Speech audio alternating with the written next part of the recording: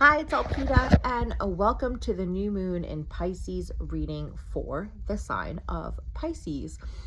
I'm actually using oracle cards this month around because we are in this ethereal, dreamlike energy of the moon and the sun being in Pisces right now. So the deck that I am using is the Oracle of the Seven Energies by Colette Baron Reed. And I have posted the link in the description below so you can check out this deck. It is an amazing deck. Like I said, it's an oracle deck, so it's got a little bit of different structure. It's got 49 cards, but they are amazing, and so is the book. So sometimes I reference the book if I haven't encountered that card yet. So we'll see what cards come up today for you, Pisces. So today we are asking 3 questions, okay? The first question is, how do I awaken the lost dream within me? Question number 2 is, how do I bring that dream into reality? And number 3 is, who do I need to embody? What part of myself do I need to embody in order to make that dream a reality? So let's get right to it. All right, our first card is bearing fruit. So for you, what I'm seeing is that you are starting to see evidence of that lost dream. So usually the way that happens for me, and especially with this card, is we see these breadcrumbs. And actually, in the description, you'll find an amazing book that I started reading called Sidewalk Oracles. It's this concept of, now I'm not very far along in the book. I'm only in chapter 2, but I can definitely already feel where this book is going and where this card is going, is that when we tap into that dream, even if we don't know what it is, exactly.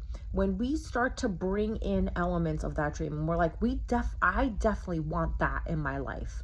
Okay, that is part of my dream life. Those become breadcrumbs. And that's what's happening for you right now, okay? Is that you're starting to see things that you've always wanted to have in your experience manifest. And they may be small things, okay? So you might notice my glasses. I love cat eye glasses. And so when I went to get my eye exam in December, because I was having a little bit of focus issue, I had bought these many years ago online without the prescription. And when I was looking to get new glasses, I was like, you know what? I'm going to use these frames. I really love these frames and I'm going to use them. And so that's what I call an anchor. It's when you bring something that you really want in your life into your life on purpose. Instead of waiting for the whole kit and caboodle to show up, you start bringing in elements of that dream, and you may not know exactly what the finished picture looks like, okay? It's kind of like when you're starting a painting or you're drawing something. You start with one element.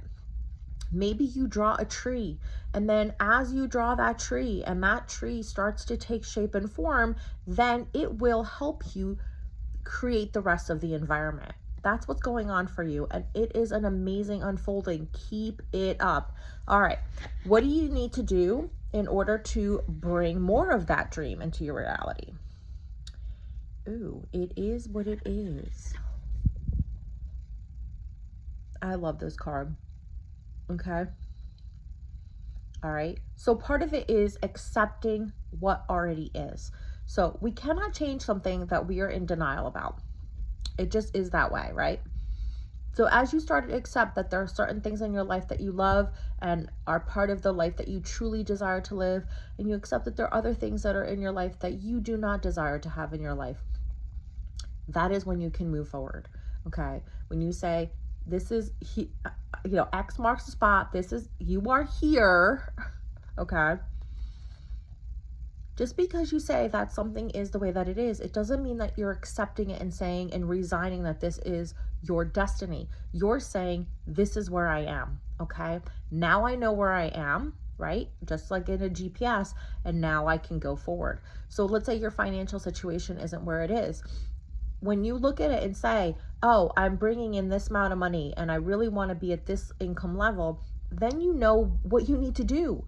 And you may not know all the steps yet, but you know where the gap lies. Okay. So if you're bringing in, $3,000 and you want to be at $10,000, you need to pretty much triple, actually quadruple your income, right?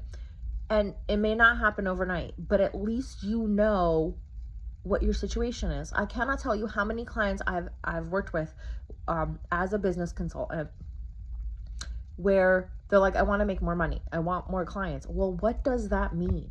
What does more money mean? Finding a penny on the street is more money. It technically is. Okay. So when you look at your financial situation and say, okay, right now I'm living on, let's say, $3,000 a month, and that's paycheck to paycheck. So I want to be in a space where that's a third of my income, or that's a third, my expenses are a third of my income. Well, then you know you need to triple that amount. You need to go to 9,000, right? And then that gives you a starting place. Okay. So really start looking at where are you now so that you can gauge where you need to go, how many miles you need to travel, how much time it's going to take you. And again, all of these are guesstimations, but when you accept where you are and you see the gap, don't be afraid of the gap. The gap is the journey. Okay. The gap is that shopping trip. The gap is that creating a new product or service in your business. The gap is finding that new job or asking for that new promotion. Okay. Don't be afraid of the gap. Okay. It's this beautiful journey from where you are to the door that leads to your dream life. All right. Who do you need to embody in order to make this dream possible? So, what a perfect card. Exposed and revealed. All right. You can see the mermaid in the middle. That is one of the symbols for Pisces. So what I really want you to get clear for you is to start to see what is coming up for you. Okay. What are the layers of your being? And I feel it too. I have a Pisces moon, and it's like, I no longer want to be that person. I no longer want to do that. I don't want to be like that. And not in a judgmental way, but when I am that way, when I do that thing, when I react that certain way, I don't get what I want. I don't move forward in my life. That's what I want you to do. And again, it's about awareness. It's about going back to that, it is what it is, and saying, what can I do to shift that? It's not about denying who we are. It's not about changing who we are. But all of us have these patterns, these ways of being that are survival and coping mechanisms. And they're fine when we are in survival mode, but we are not made to live in survival mode all our lives, right? Think of animals. They're only in survival mode for a few minutes, and either they fight or they flee, right? But in our culture, many of us have been in survival mode for way too long, and it's time to start really looking at that and saying, that's no longer serving me. I no longer want to be in survival mode. So what do I need to let go of? What do I need to stop doing, stop being? Okay. And again, it's not about denying who we are. It's about saying, that's not really who I am. And how can I shift that? What can I do to do things differently? One of my favorite practices is to, especially when I'm worried, is to sit down and write my worries. And I mean worries like make a mountain out of a molehill. Start to see the thought pattern that is taking you there. Because once you see it and you realize, for all that, like, I'll give you an example. Okay. So I've got incense burning here. Let's say I was afraid that it was going to fall and light the carpet on fire. So the way that this exercise would work is you take a piece of paper and you're going to write down, I worry that a gust of wind will come by and will knock the incense over, and it's going to light the carpet on fire, and the carpet's going to light the bed on fire, and the bed's going to light the room on fire, and the room's going to light the house on fire, and we're all going to burn to death. Cancel, clear that. What is the likelihood of that happening? And I'm giving you a very small example, something that is totally unlikely to happen, especially since I'm in the room. I've got those incense sticks like really deeply into the little pot that I use, the little cauldron that I use to burn my incense. But what is the likelihood of that actually happening? Is it possible? Yeah, it's like a 0.0001% chance of happening. Most likely what'll happen, one, it's not a windy day, but let's say it were. If they were to fall, they're not enough fire to light the whole room on fire, right? So as we look at those worries and we start to kind of dissect it and be like, well, that's kind of far-fetched, but this is where our mind goes. And our mind does this. This is the survival instinct. It does it to keep us safe. So the rational mind, the logical mind would say, oh, I have to sit here and watch it. Or, I can't burn incense, or, whatever. I got to put it in a pot of water. I got to, whatever. It will create these, be prepared kind of scenarios. But living in the and I'm a big proponent of being prepared. I have 3 kids, and especially when they were little, it was having extra set of clothes and having snacks and all these sort of things in the car.